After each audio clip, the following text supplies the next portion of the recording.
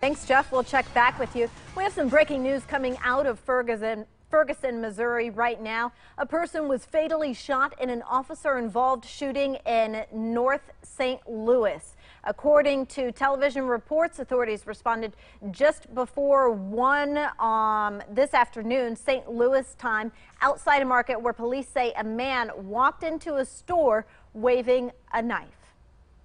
A mother and father are in jail today. Shannon Spooner and Sonny Conrad appeared in video court this morning. The two face charges of burglary and child abuse. Pima County sheriffs say they caught the two in the middle of a burglary yesterday afternoon at a home near Prince and Fort Lowell. When deputies arrived, they found Spooner in the car with her baby riding in the front seat. The first deputy to arrive blocked the vehicle in order to prevent it from leaving. Inside the vehicle in the driver's seat was a female, and also in the passenger seat was a 1.5-year-old infant. Soon after the mom surrendered to deputies, Conrad and his 15-year-old son came running out of the house. Deputies arrested the son and father. An investigation showed the suspect's white Pontiac was in surveillance video from a separate burglary, sheriff said. The infant was turned over to Child Services. Spooner, the mom, was released to pretrial services, and the father was given a bond of $50,000. Carondelet Health Network will pay the federal government millions of dollars to settle allegations that two of its Tucson hospitals submitted false claims to federal health care programs. Prosecutors say between 2004 and 2011, St. Mary's and St. Joseph's hospitals billed Medicare and other programs for inpatient rehab services that weren't technically refundable. After its own investigation, Carondelet voluntarily paid about $24 million to Medicare and Medicaid in 2012. That money will go toward a $35 million settlement with the feds. Carondelet says patient care was never compromised.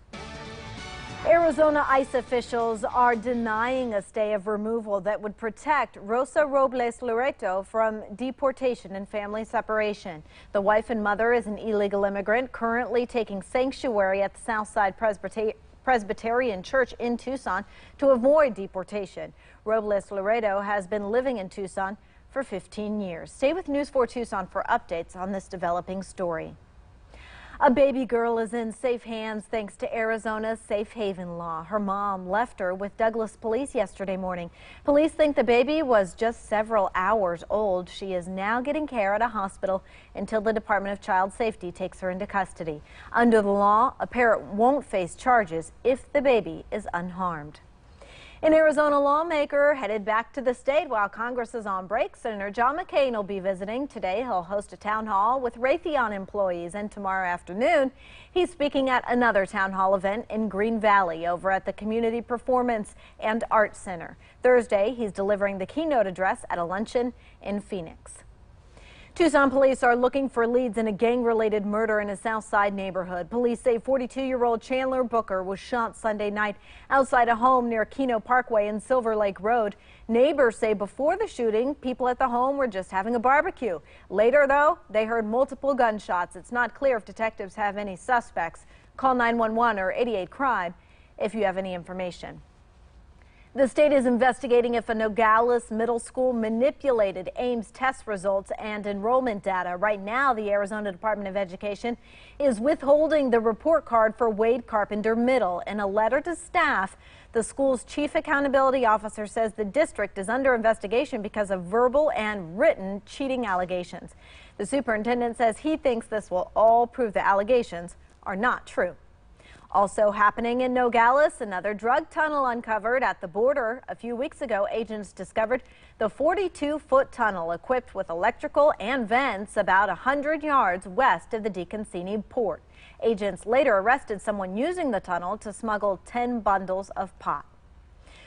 For a 10th straight night, chaos erupted in Ferguson, Missouri. You are taking a live look right now at the situation there. Police say a small minority of agitators is causing the street protests to escalate into violence, in some cases shooting at officers and throwing bottles and Molotov cocktails. It is an increasingly dangerous situation there. News 4 Tucson's Leanne Gregg is in Ferguson with the latest. Another night of chaos on the streets of Ferguson. You need to continue moving. What started as peaceful protests turned into confrontation with smoke and gunfire filling the air. By morning, close to 80 arrested. I stood there and listened over the radio and heard the screams of those officers who were under gunfire. I went back to our SWAT vehicle and saw the gentleman laying in the back who had been shot. 10 days after Michael Brown was shot and killed by police officer Darren Wilson, the victim's mother says there's one way to end the violence. Justice. Justice will bring peace, I believe. That justice, she says, the arrest of the officer who killed her son. A demand echoed in the streets. Why hasn't he been processed like anybody else? Like anybody else? Like anybody else, that's all we asking, man. Police say the majority of protesters are peaceful, that a small group of agitators are inciting violence, many who have traveled in from out of state. Today, my hope is the peaceful protesters will stay home and protest during the daytime and stay home at night, and let us take those that have been on ruining our community and take them and deal with them in a way that brings calm to this community. Pleas from law enforcement for restraint as a community vows to be heard. More protests are expected tonight. A grand jury could begin hearing testimony as early as tomorrow on whether to indict the officer who killed Michael Brown. Leanne Gregg, NBC News, Ferguson, Missouri. After 25 years apart, this week, two former sweethearts will be reunited on the operating table. In the late 80s, Tucson photographer Ronnie Zumba dated Patrick Casey. They went their separate ways after a year, and Patrick later moved to Idaho. Now his liver is failing, and with his future in question, he decided to reach out to Ronnie. Eventually, she suggested she become his donor, and it turns out they're a perfect match. Ronnie will donate half of her liver. The pair have their surgery tomorrow morning at Northwestern Medicine in Chicago. You may not know his name or his face, but you certainly know his voice.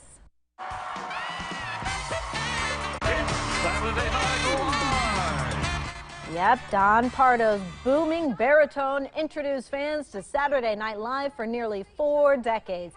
He died Monday at his home in Tucson at the age of 96.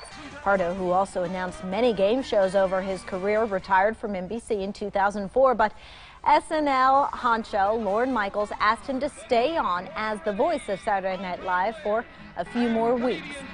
A supposedly short stint that lasted until this year's May finale. And another loss to tell you about here. One of Tucson's journalist, photographer Will Seeberger, died unexpectedly overnight. Seeberger, 33, was a freelancer who worked for, among others, the Wall Street Journal, Time, Mother Jones, the Center for Investigative Reporting, El Universal, Arizona Public Media, and TucsonSentinel.com. He was a University of Arizona journalism graduate and is survived by his wife, Andrea Kelly. Still to come on News 4 Tucson at noon, a shooting interrupted. 2 teens are arrested after their disturbing plans of mass killing was stopped. Nearly a third of Americans haven't saved anything for life after work. What a new survey shows about our plans for retirement. And a live look outside via our News 4 Tucson Skynet camera. Keep it here. News 4 Tucson at noon. We'll be right back.